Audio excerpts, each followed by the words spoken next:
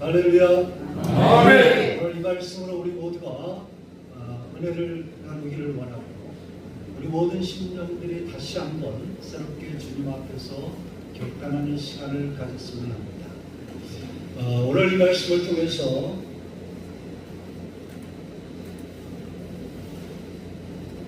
내가 누구인가, 그리고 내가 누구와 함께 살아갈 것인가, 내가 어디에서 어떻게 살아갈 것인가 라고 하는 문제를 확실하게 붙잡았으면 좋겠습니다.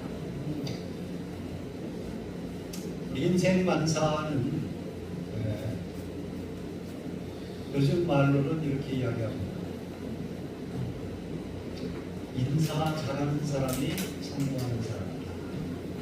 그래서 만나는 사람들에게마다 인사를 잘하는 사람, 그 사람이 훌륭한 사람이다. 두 번째는 박사 학위보다도 더 높은 학위가 법사. 그래서 밥을 잘 사는 사람이 성공하는 사람이다. 아멘.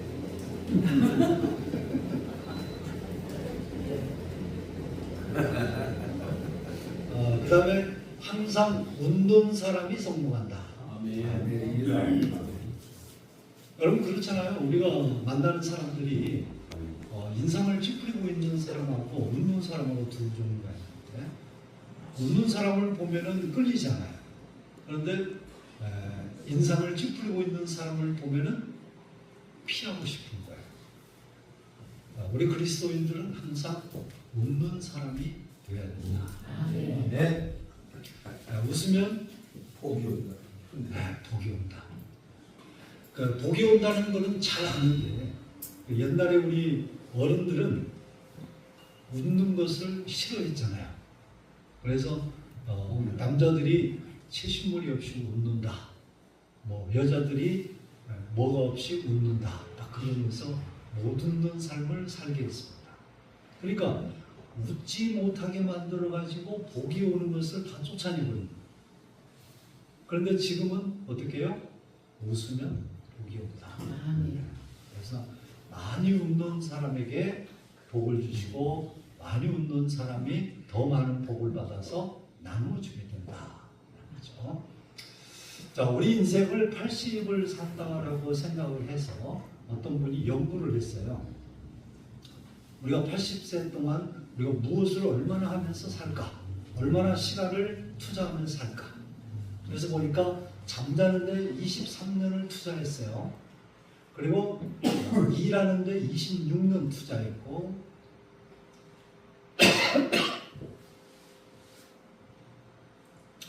밥 먹는데 8년을 투자했습니다. 그리고 화장실에서 일 보는데도 3년 반을 투자했더라고요.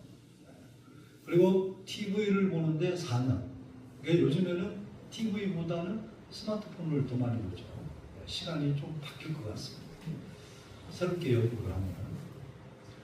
그 다음에 근심 걱정하면서 살았던 세월이 7년 6개월. 완전 낭비하는 세월이죠.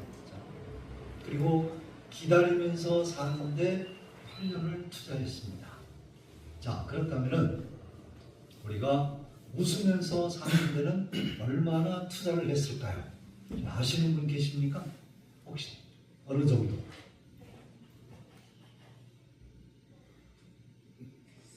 3, 4년? 3, 4년. 예. 또 다른 분? 10개월. 1년? 10개월. 10개월. 1년. 1년. 26년. 26년이요? 근데 머리가 잘 돌아가는 사람은요, 저걸 빨리 더하기를 합니다. 그래서 답을 맞추는데 전혀 생각을 못했죠. 자, 얼마나 되느냐? 101일밖에 안 됩니다. 우리가 80년을 사는데 웃는데 투자하는 시간은 101일밖에 안 되더라는 거예요. 굉장히 우리가 인생을 잘못 살고 있다. 잘못 살고 있다. 자, 그래서 웃음이라고 하는 것은 뭐냐면은 잠언서 15장 13절에서도 마음의 즐거움은 얼굴을 빛나게 하여도 마음의 근심은 심령을 상하게 하느니라. 아멘. 그래서 마음이 즐거운 사람을 얼굴이 빛나요.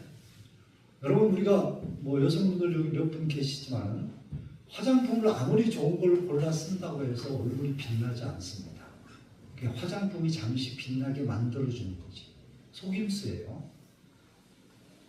화장품은 절대 우리 얼굴을 빛나게 만들어주지 않습니다. 무엇이 만드는 거예요? 마음이. 내가 마음이 즐거우면 내 얼굴이 빛나는 거예요. 그런데 근심 걱정으로 쌓여 있으면 아무리 좋은 화장품 발라도 먹지도 않을 뿐만 아니라 빛나지도 않아요. 그래서 우리 그리스도인들은 모든 근심과 염려와 걱정을 다 하나님께 맡기고 즐거운 얼굴로 빛나게 살아야 된다. 아멘. 여러분 혹시 석봉 토스트라고 아시는지 모르겠어요. 자, 이분이 명동거리에서 새벽에 출근하는 셀러리맨들을 위해서 토스트를 만들어 팔았습니다. 조그만 트럭에다가 장비를 갖추고 나가서 토스트를 구워서 파는 거죠. 근데 사람들이 그것을 하나씩 한 사람 한 사람 사 먹으면서 이거 맛이 괜찮네 생각을 한 거예요. 그러다 보니까 소문이 나가지고 아침에 출근하는 사람들이 거기를 거쳐가게 만들어 버린 거예요. 그래서 누구든지 하나씩 다 사가지고 가더라고요. 그런데 그것이 또 입소문이 타가지고 사업하는 사람들에게 솔깃한 채널이 된 거예요. 그래서 많은 사람들이 찾아와가지고 사장님 이거 나도 좀 합시다. 어떻게 하면 되겠어? 그래서 그때 이 사람이 한 사람씩 두 사람씩 자꾸 체인을 만들어주기 시작했어요.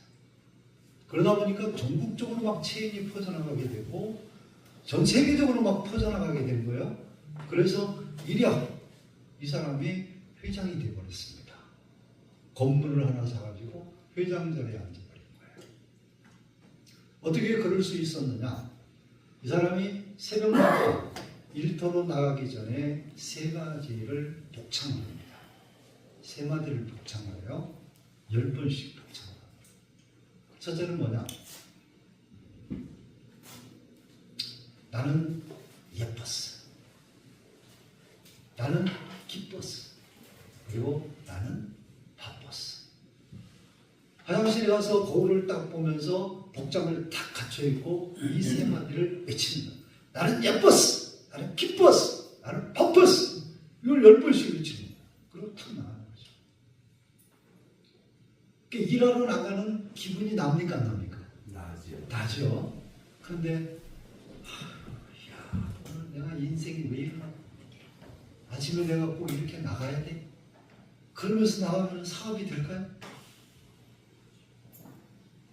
이 사람은 늘 아침마다 나가면서 이렇게 외치고 나가니까 일하는 게 신바람이 나는 거예요. 그러니까 매일매일 매출이 달라지는 거예요. 매일매일 소문이 퍼져나가는 거예요. 그래서 결국은 토스트 회장이 됩니다. 그렇다면 우리 그리스도인들도 또 우리는 주의 종들이잖아요. 새끼도 나가실 때 이렇게 외치고 나가면 어떨까? 그래서 예수님 앞에 예수님 나는 예뻤어, 기뻤어, 바빴어 하면서 새벽 기도를 딱 나가면은 그 새벽 기도가 은혜가 풍성하겠죠? 아멘.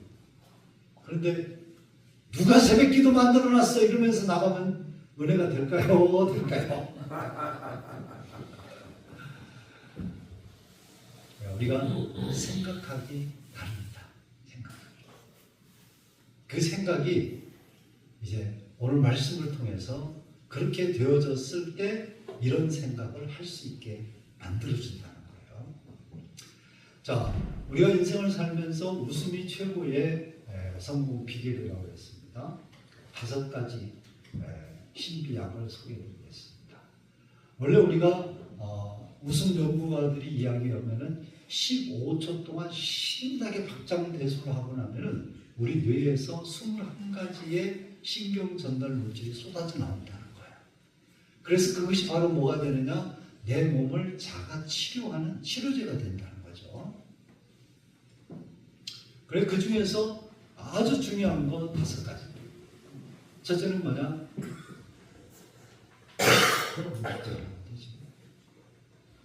첫째는 엔돌핀이라고 하는 겁니다. 이 엔돌핀이 우리 뇌에서 발사가 되어지면서 우리의 몸에 더러운 스트레스를 해소를 해줍니다. 그 다음에 두 번째는 도파민이라는 게 나와요. 이 도파민이라고 하는 것은 언제 주로 많이 나오냐면은 사랑을 할 때 주로 많이 나옵니다. 그래서 사랑을 많이 하라는 이야기가 여기에 있는 거예요. 사랑을 많이 하면 할수록 우리 몸에 혈액이 순환이 아주 잘 되는 거예요. 혈액순환이 좋아집니다. 그래서 우리 몸을 치료한다는 거죠. 그 다음에 세 번째는 다이돌핀이라는 것이 나와요. 이것이 언제 나오냐면 우리가 어떤 일을 보고 이야기를 듣고 그때 뭘 느껴요? 감동을 할 때. 감동을 하면 막 눈물도 나오고 그러잖아요. 그럴 때에 이 다이돌핀이 쏟아져 나와서 병을 치료해준다. 그 다음에 네 번째는 세로토닌이라는 것이 나옵니다. 이 세로토닌은 언제 주로 많이 나오느냐? 내가 감사하는 마음을 많이 발휘할 때. 그래서 미국 사람들은 땡큐 많이 하잖아요. 근데 우리 한국 사람들은 감사합니다 주로 많이 안 해요. 감사합니다를 많이 하면 할수록 세로토닌이 많이 나오고 그 신경 전달 물질이 우울증을 치료해주는 놀라운 효과를 가져온다. 그 다음에 5번째는 멜라토닌이라는 것이 나옵니다. 멜라토닌은 운동을 많이 하면 주로 많이 나오는데 이 멜라토닌이 언제 주로 많이 나오냐? 운동을 안 하고 할 때도 주로 10시에서 밤 10시에서 새벽 2시 사이 이때 우리가 깊은 잠을 자게 되면은 이 멜라토닌이라는 것이 쏟아져 나오는 거예요. 그래서 낮에 동안에 있었던 모든 나쁜 것들을 치료해주고 피로를 회복시켜주는 놀라운 효과를 가져오죠. 그럴 뿐만 아니라 불면증이 있는 사람들은 이것을 치료해줍니다. 자, 그래서 우리가 하루에 최소한도 한 번쯤은 15초 동안 박장대소를 하는 것이 좋다. 그러면은 안 한 사람보다 이틀을 더 삽니다. 이틀을 더 장수해요. 그리고 7년이 젊어 보입니다. 전혀 반응이 없으시네요. 안 믿으시는 거예요? 자, 그럼 우리가 한번 실습을 한번 해보겠습니다. 자, 제가 웃음 준비하면은 어떻게 해야 되죠? 웃음 준비! 야! 야! 이렇게 해야 됩니다. 야! 자, 다시 웃음 준비! 야! 몇 초요? 15초. 15초. 15초 동안 손뼉을 세게 치는 거예요. 최대한 더 세게 해서. 터져도 괜찮아요. 터질 때까지 치면은 그거는 성공합니다. 터질 때까지 신나게 박수를 치면서 박장대소를 하는 거예요. 자, 15초 웃음 발사!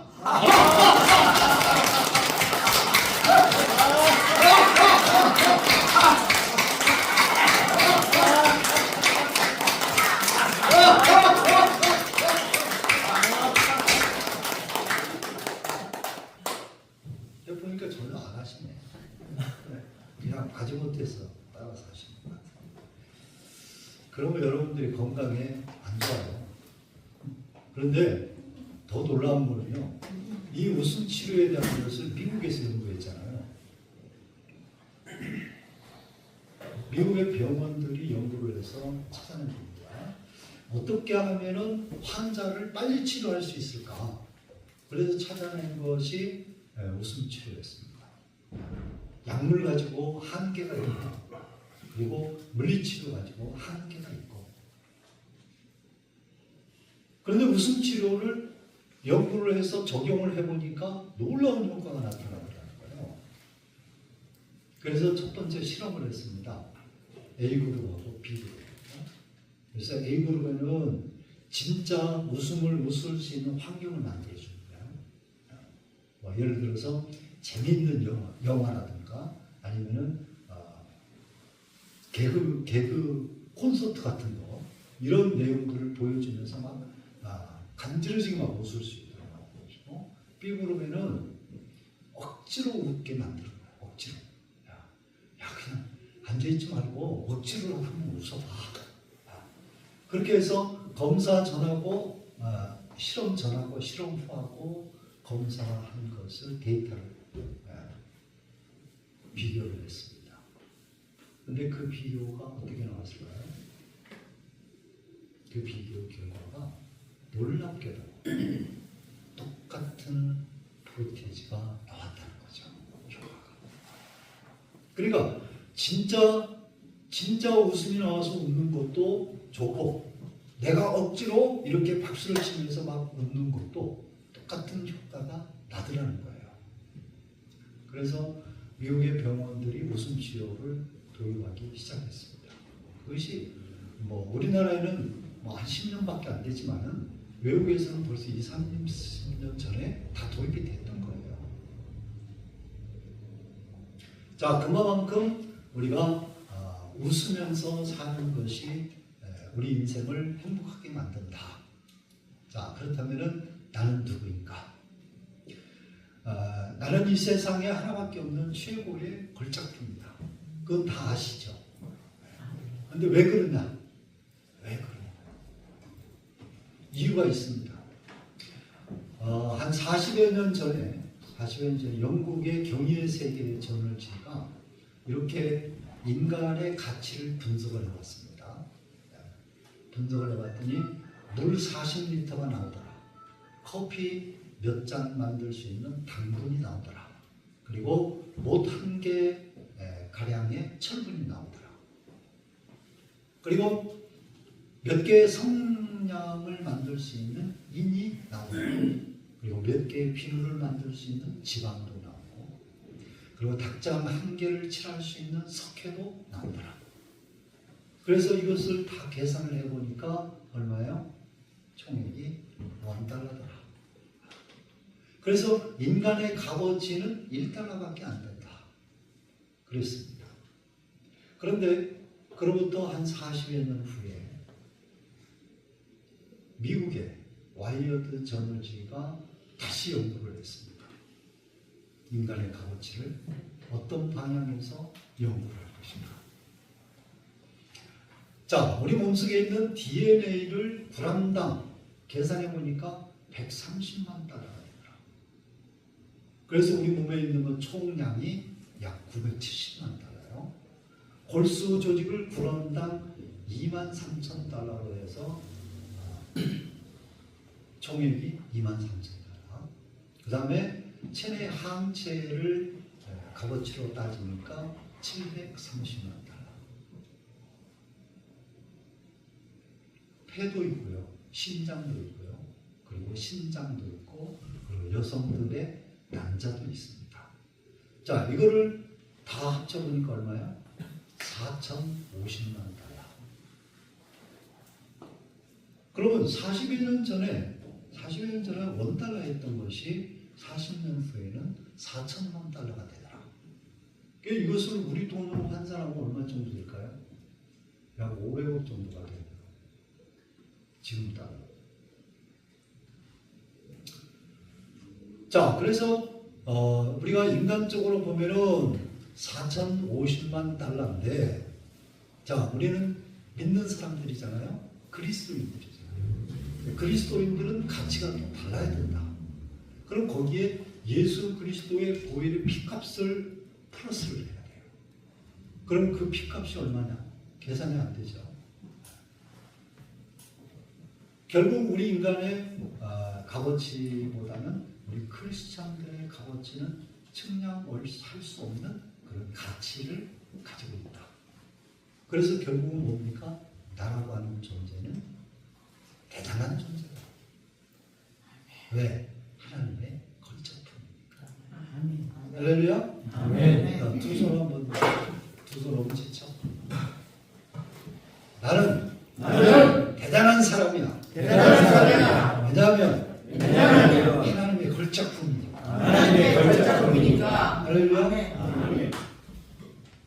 거기에 우리는 또 뭡니까? 하나님의 종이잖아요. 값어치가 또 다릅니다. 어떤 사람은 값어치가 더 올라갈 사람도 있고 어떤 사람은 내려갈 사람도 있습니다. 그건 우리가 계산하는 하나님의 계산하시고. 자, 명품 하나가 탄생하는데 많은 과정을 거쳐야 됩니다. 첫째는 최고가 되겠다라고 하는 목표가 있어야 명품이 된다. 그 다음에 두 번째는 실수와 시행착오를 계속 반복하면서 만들어지는 겁니다. 그리고 세 번째는 끊임없는 노력과 개발이죠. 그래서 다른 사람들이 쫓아올 수 없는 그런 것을 계속 만들어내고 해야만이 그것이 명품을 유지할 수 있다. 그리고 네 번째는 유행을 타지 않아야 된다. 이거는 100년 전이나 100년 후나 사람들이 그것을 볼 때 애착을 느끼고 전혀 실증을 느끼지 않아. 그런 제품이 되어야 명품이 된다는 거죠. 그 다음에 다섯 번째는 자신만의 색깔과 개성이 있어야 된다.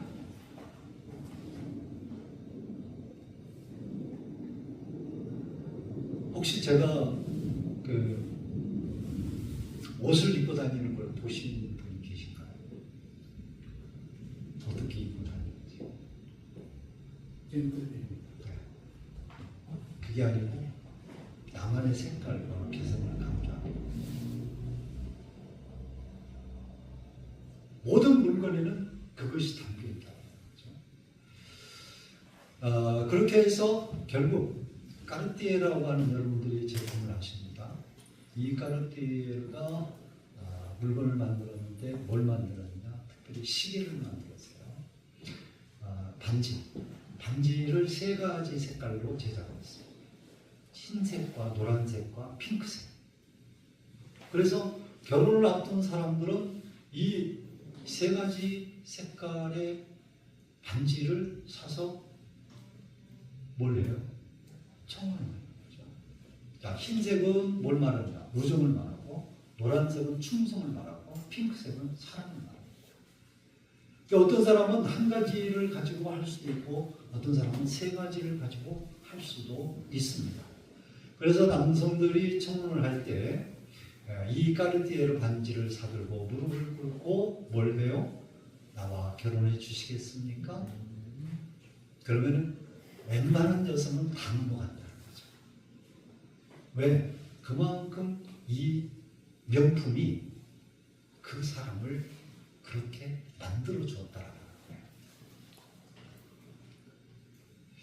자, 그렇다면 오늘 우리는 하나님의 걸작품으로서 그 명품의 가치를 유지하면서 변함없이 살아갈 수 있을까?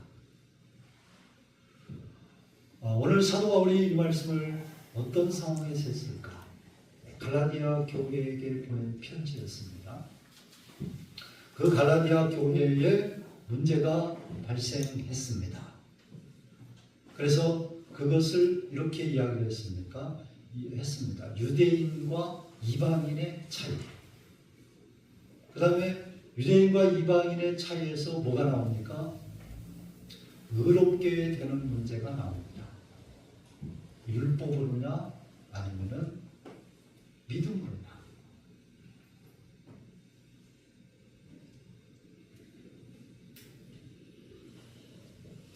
그래서 사도 바울은 이것을 가지고 해결을 했습니다. 답변을 해줬어요. 그래서 오늘 세 가지로 이렇게 살펴봅니다. 자, 어떤 존재로 살아갈 것인가. 오늘 20절 초반절에 내가 그리스도와 함께 십자가에 못 박혔나니. 그리스도와 함께 십자가에 못 박혔다. 우리가 인생을 좀 더 멋있게 살아가려고 하면은 부모님들의 주어진 그것을 잘 이어받아가지고 그것을 가지고 누리면서 사는 인생하고 자기가 밑바닥에서부터 노력을 해서 얻어진 것을 가지고 누리는 인생하고 어떤 인생이 값어치가 있을까요? 오늘 사도 바울은 내가 그리스도와 함께 십자가에 못 박혔다라고 하면서 나는 이미 이전에 나 사울이라고 하는 사람은 죽었다.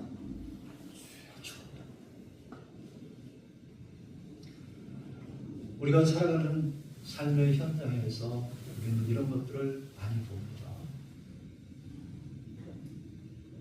우리 그리스도인들 중에 아직도 내가 십자가에 못 박혀 죽었다고 하는 사람이 많지가 않아요. 다 살아있습니다. 주님이 원하시는 사람은 내가 살아있는 사람이 아니라 죽어있는 사람입니다. 이미 예수님이 십자가에 못 박히실 때 나도 같이 죽은 사람이 되었어야 우리가 새로운 사람으로 거듭나신다. 그리스도, 그분이 왜 오셨습니까? 나의 죄를 용서해 주시고 나를 사망에서 건져주시기 위해서 오셨잖아요. 그래서 저주의 십자가라고 하는 그 십자가를 주님은 아무 거리낌 없이 지셨습니다. 무엇 때문에? 나라고 하는 존재를 위해서. 사도 바울은 그 말씀을 기억할 때마다 견딜 수가 없는 사람이었어요. 어떻게 예수님이, 어떻게 하나님이 나 같은 존재를 위해서 저 저주의 십자가를 지고 죽으셨을까? 그것을 생각할 때마다 이 사도 바울은 몸둘 바를 모르는 거예요. 그래서 이전에 사울이라고 하는 나는 없다. 나는 죽었다. 나는 이제 바울이다. 아주 작은 사람. 이전에 나는 많은 사람들로부터 존경받는 사람 중에 한 사람, 그리고 미래에 아주 대단한 사람이 될 것이라고 하는 그런 비전이 그에게 모여지고 있었어요.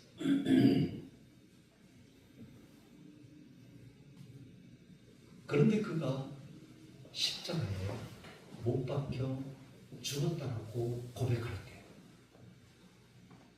그는 그가 이전에 가지고 있었던 모든 것을 다 헛된 것으로 여겼습니다. 그만큼 사도 바울에게 있어서 죽음은 180도의 변화를 가져왔습니다. 여러분, 우리가 180도 변하는 게 좋을까요? 360도 변하는 게 좋을까요? 360도 변하면 원위치로 가요. 그래서 180도 변해야 됩니다. 십자가의 죽음을 통해서 사도 바울은 새로운 사람이 된 거예요. 그것을 통해서 다른 사람들에게 가르칠 수 있는, 전할 수 있는 힘과 용기가 나는 겁니다. 내가 십자가에 못 박혀 죽으니까 예수님이 내 안에 계실 수 있었던 겁니다. 그래서 주님의 일을 할 수 있었던 거예요. 만약에 그가 살아있었으면 절대로 주님의 일을 그렇게 할 수가 없습니다. 그리고 열세번의 복음의 메시지들을 남길 수 있었겠습니까? 천만의 말씀.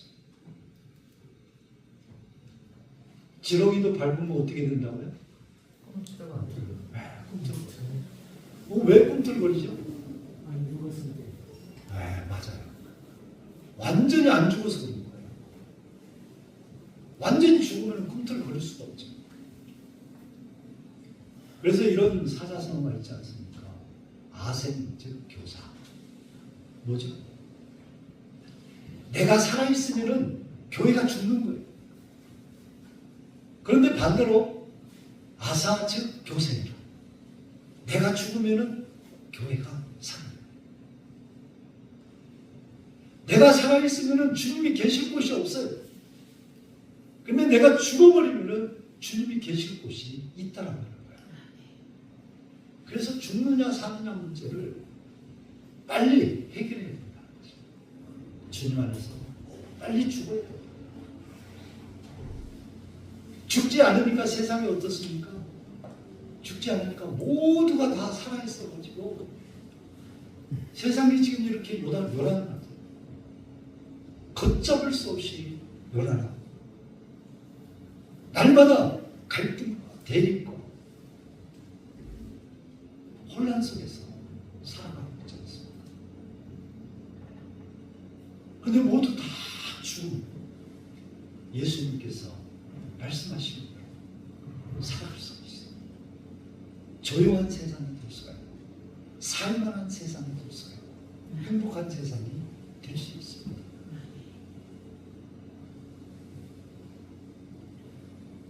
즉 죽으면 산다라고 하는 것은 내가 죽음으로 인해서 주님이 하시게 만드는 거예요. 주님이 하시게.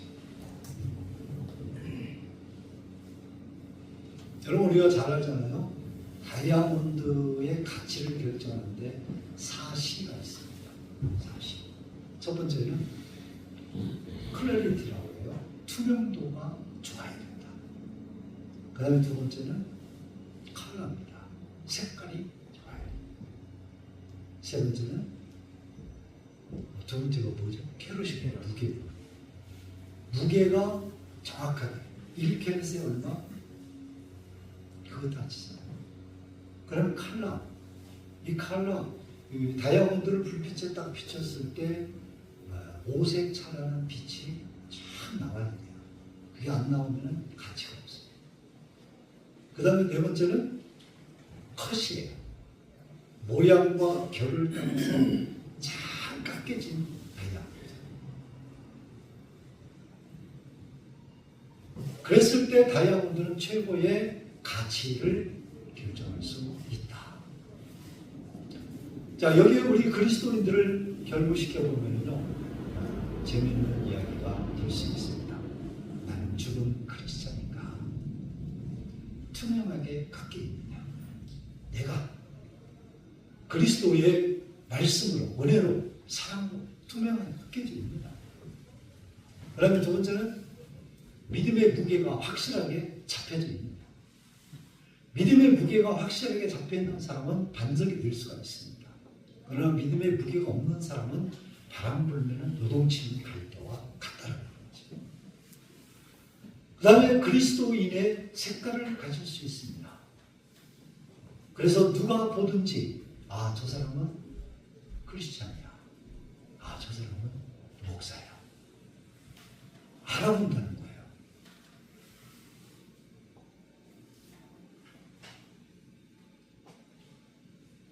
예수를 닮은 모양과 결로 잘 다듬어져 있느냐. 그래서 잘 다듬어져 있는 성도, 잘 다듬어진 주의 종들은 보는 사람마다 달라 보이는 거예요. 아, 목사님이시구나. 아, 목사님이시기 때문에 뭔가 달라 보였어. 믿는 사람이기 때문에 뭔가 달라 보였어. 가치가 올라가는 거죠. 자, 여기에 우리는 그리스도인의 가치를 더 높이기 위해서 예수 그리스도인으로 인해서 끊임없이 다듬어지고 깎아지고 만져지고 그래야 우리가 진짜 하나님이 기뻐하시는 성도가 되고 주의 종으로 될 수 있더라고요. 자, 여러분 아브라함이 언제 죽었을까요? 아브라함이 진짜 죽은 때는 창세기 22장 모리아산에 가서 하나님이 이삭을 번제로 드리라고 할 때 그때 아브라함 죽었습니다. 진짜 죽은 거예요. 그러니까 하나님께서 바로 인정을 하시잖아요. 아브라함아, 아브라함아, 네가 아들 이삭을 모리아산에서 진짜 번제로 드리는 것을 보니까 네가 진짜 하나님을 믿는 것 같다. 그때서야 인정을 해주시는 거예요. 그전에는 하나님께서도 아브라함을 덜 인정하시고 아들 이삭을 번제로 드리기 위해서 칼을 뽑아드는 순간 여러분 아브라함이 먼저 죽은 거예요. 아브라함이 먼저 죽은 거예요. 그러지 않고서는 어떻게 칼을 뽑아듭니까?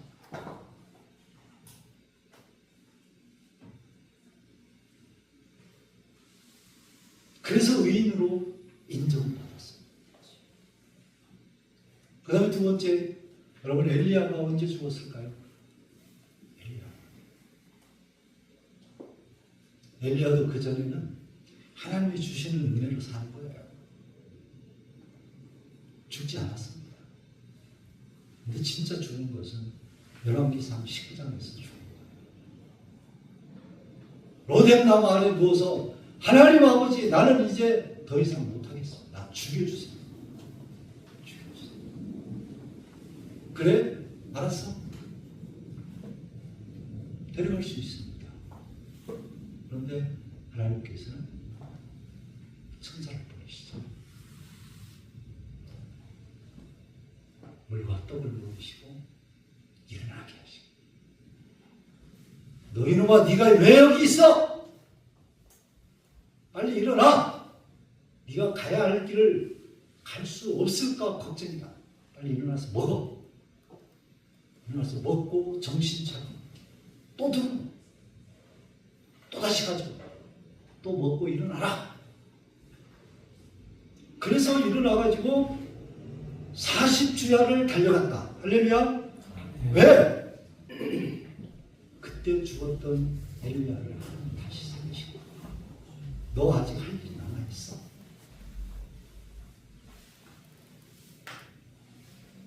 베드로는 언제 죽었을까요? 그렇게 혈기 왕성하던 예수님이 승천하실 때까지 살아있었습니다. 다락방에서 120명의 문도들이 모여서 기도하면서 깨지기 시작합니다. 성령이 불같이 임하는 것을 받으면서 그는 죽었어요. 베드로는 죽었어요. 그리고 성령 받고 다시 살아나서 말씀을 증거할 때 3,000명이 회개하는 역사가 나타나지 않습니까? 죽어야 됩니다. 제가 지금까지 목회하면서 여러 목회 현장 그리고 목사님들의 모임 이런 다녀보면서 거기에서 느끼는 것은 하나같이 그렇습니다. 안 죽은 사람이 너무 많구나. 안 죽은 사람. 살아있는 사람들이 너무나 많구나. 사도 바울의 이 고백은요, 저는 그렇게 결론을 냅니다. 사도 바울의 인생에 있어서 그리고 복음 전파하는 데 있어서 최고의 고백은 바로 이것입니다. 그래서 제가 제일 먼저 가서 설교하는 곳에는 항상 이 말씀을 전합니다. 죽어야 삽니다.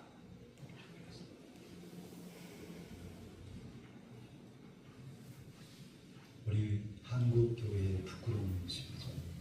지나친 학연고, 지나친 금수저, 물질 공동체, 그리고 지나친 지연 공동체, 지나치게 우리는 대형 공동체를 만들고 그리고 주인 공동체를 만들어가고 있습니다. 생생하게 살아있는 것 같지만은 죽은 교회, 생생하게 살아있는 성도 같지만은 죽은 성도, 생생하게 살아서 복음 전하는 종 같지만은 죽은 종. 뭔가 잘못된 것이 많다는 거예요. 그래서 사도 바울은 고백합니다. 디모데전서 15장 1절 15절에서 미쁘다 모든 사람이 받을 만한 이 말이여 그리스도 예수께서 죄인을 구원하시려고 세상에 오셨다. 죄인 중에 내가 괴수니라. 아멘. 여러분 사도 바울과 같이 내가 죄인 중에 괴수다라고 하는 이런 고백을 할 수 있다면 그 사람은 죽은 사람입니다. 뿐만 아니라 사도 바울은 고린도 교회에서도 이렇게 고백을 합니다. 고린도전서 15장 35절 다 같이 한번 읽어보실까요? 형제들아 내가 그리스도 예수 우리 주 안에서 가진 바 너희에게 대한 나의 자랑을 두고 단언하는 나는 날마다 죽는다. 할렐루야. 사도 바울은 자기 자신을 날마다 죽였습니다. 왜? 내가 살아있으면 주님을 나타낼 수 없으니까. 날마다 자기를 죽이려고 몸부림친 거예요. 그것이 복음 전파의 성공 요소였습니다. 아멘. 그런데 우리는 어떻습니까? 우리는 자신들을 너무 많이 드러내요. 너무 자랑을 많이 합니다. 주님을 자랑하지 않고 자기를 자랑한다. 나는 사도 바울과 같이 나는 날마다 죽고 있습니다. 어떻게 죽고 있습니까? 그거 고백하면 얼마나 좋을까요?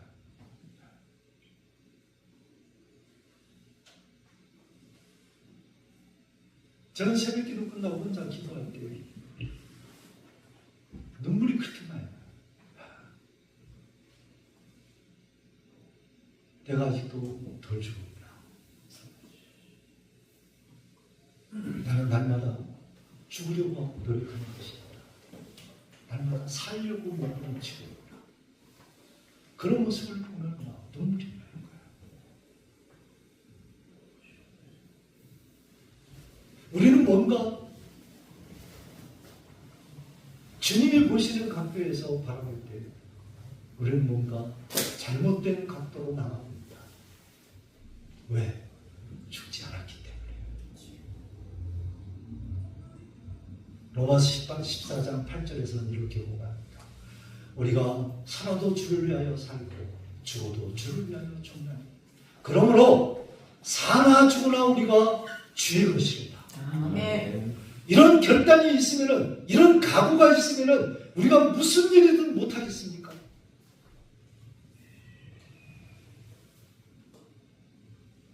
무슨 일을 할 때 잘 안 된다. 분열이 일어난다. 다툼이 일어난다. 왜 그럴까요? 내가 사나 죽으나 주의 것이 아니기 때문에 그렇습니다. 내 것이기 때문에 내 것이기 때문에. 그러니까 서로 주장. 자기 것을 주장하다 보니까 주님의 것은 없어요. 왜? 죽지 않았기 때문에. 여러분, 백혈구와 적혈구가 있습니다. 백혈구는요, 어떤 방법으로 우리 몸을 보호할까? 얼핏 생각하면 아주 강력한 방법을 쓸 것 같은데요. 그런데 백혈구는 침입자를 향해서 절대로 무력을 쓰지 않습니다. 그저 그 침입자를 품에 꼭 껴안아 버린다는 거예요. 꼭 껴안아. 그러면은 그 침입자가 꼭 껴안겨 가지고 어떻게 될까요? 이 백혈구의 사랑에 감동이 되어버리는 거예요. 그게 감동이 되면은 그냥 거기에서 스스로 죽어버리는 거예요. 녹아버리는 거예요. 그래서 백혈구는 그 놀라운 사랑으로 우리 속에 들어온 침입자를 처리하면서 우리를 건강하게 지켜주고 있더라고요. 백혈구뿐만 아니라 이 적혈구도 있잖아요. 굉장히 훌륭한 친구입니다. 적혈구는 백혈구처럼 사랑의 사도입니다. 사랑의 이 적혈구는 골수에서 탄생을 한다고 해요. 그래서 탄생하면 바로 폐로 간다고 해요. 폐에 가가지고 자기 몸속에다가 산소를 가득히 채운대요. 만땅으로 충전을 시키는 거예요. 그러면서 우리 몸의 모든 기관이 산소를 얻어야 생명을 얻을 수 있잖아요. 그래서 혈관 속을 타고 몸속을 다 돌아다니면서 뭐를 합니까? 죽은 세포, 생명이 필요한 곳, 산소가 필요한 곳이 있으면 그 세포에게 자기가 가지고 온 산소를 다 공급해 준다는 거죠.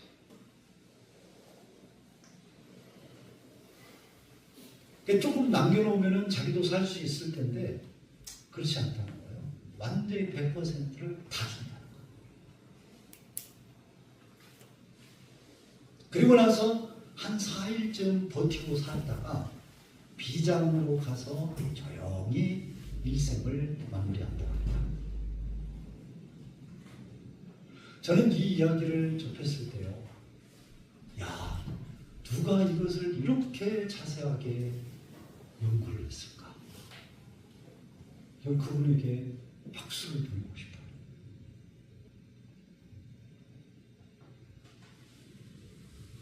여러분, 우리 몸속에 있는 이 작은 미생물, 이것들도 우리 몸을 건강하게 지켜주기 위해서 사명을 가지고 태어난 존재들이잖아요. 그래서 자기네들은 죽을 힘을 다해서 뭘 합니까? 우리를 지켜주고 있다는 거예요. 얼마나 감사합니까? 그럼 우리 몸에 한번 손 한번 얹어봅시다. 그래서 백혈구야, 적혈구야, 참 감사해요. 백혈구야, 적혈구야, 나를 이렇게 사랑해주고 지켜줘서 참 감사해요. 하루에 12시만 해보세요. 그럼 백혈구, 적혈구 더 열심히 건강을 지켜주고. 오늘 우리가 살아가고 있는 삶의 현장 속에서 과연 우리는 그리스도인으로서 어떻게 살아가는 것이 우리의 삶을 최선을 다해서 살아가는 삶일까? 제가 지금 3분의 1밖에 안 했는데 시간이 다 지나갔으니까 마쳐야 될 것 같습니다. 주님은 오늘도 우리가 예수님이 살아있는 자가 되기를 원하십니다. 그래서 사도 바울이 내가 그리스도와 함께 십자가에 못 박혀 죽었다. 그러면은 그 다음에는 어떻게 하느냐? 그 다음에는 내가 주인이 되어서 살았던 내가 이제는 예수님이 내 인생의 주인이 되어서 살게 해야겠다. 그래서 예수님이 내 안에 들어와 사신 것이다. 그러면 나는 어떻게 계속 그런 삶을 살아갈 수 있을까? 오늘 끝반전에 뭐라고 했습니까? 하나님의 아들 예수 그리스도를 믿는 믿음 안에서 산다. 우리가 어디에서 살 것인가? 여러분 현대인들, 우리 한국 사람들 그러잖아요. 역세권에서 살아야 된다.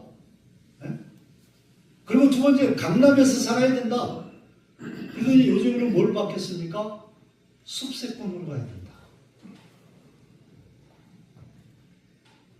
그런데 우리 그리스도인들은 역세권도 좋고 강남도 좋고 숲세권도 좋지만은 예수 안에서 살아야 될 줄로 믿습니다. 그것이 우리가 성공하는 삶이고 하나님 나라의 참된 역사를 위해서 일할 수 있는 삶인 줄로 믿습니다. 아멘.